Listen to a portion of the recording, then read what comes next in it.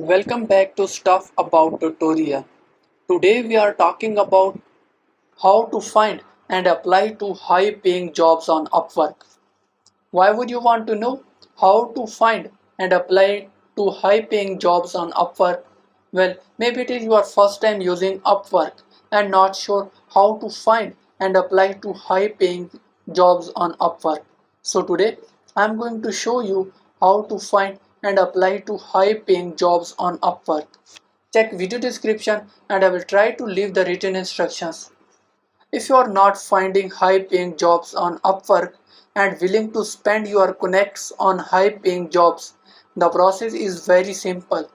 First of all, open any browser. Now write upwork.com. Now you are seeing search bar.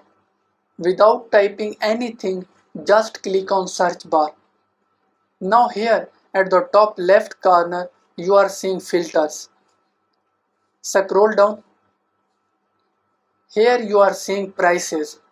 If you select $1K to $5K, Upwork will only show you projects with this budget.